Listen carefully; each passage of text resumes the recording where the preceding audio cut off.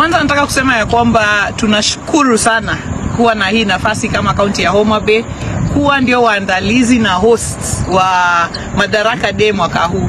Hii ni jambo muhimu sana kwetu kwa sababu miaka 60 hii sherehe haijawahi kuja hapa Homa Bay. Watoto wa Homa Bay kwa mara ya kwanza watapata nafasi ya kuona zile ndege na sherehe za Madaraka.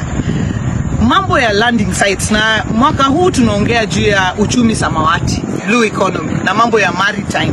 Na Homa Bay ndio home of maritime and home of blue economy katika Kenya.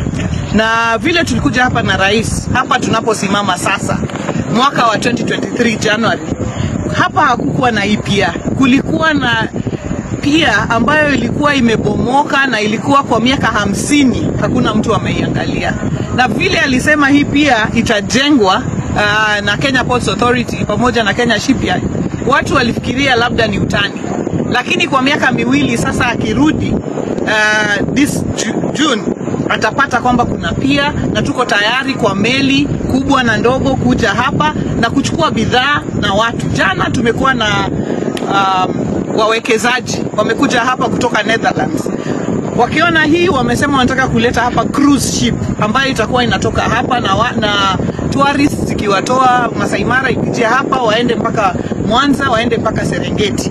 Kwa hivyo hii pia itabadilisha uchumi sana wa hapa. Lakini apart from this one, tuko pia pale na fish market, na samaki itakuwa ina land pale, na iko na cold storage 6 ambayo itakuwa inaweka samaki pale, kumaanisha samaki yote hapa Homa Bay ama kutoka Migori pia watakuwa wanaweza kuweka pale, na wafanyabiashara watachukulia pale wakiendelea nayo kwenda kuiuza.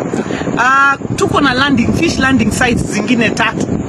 Ingine huko Mfangano, ingine huko Rusinga, na ingine hapa Mainuga hapa Karachuoni, ambayo pia zitatengenezwa katika hii under the Ministry of Blue Economy. Ikue mahali fishermen wanaweza peleka samaki na waitoe kutoka hapa. Kwa hivyo katika juhudi za Blue Economy tunashukuru sana partnership yetu na Rais William Ruto, kwa sababu imeleta matunda, lakini si ya kuongelewa, ya kuonwa na macho.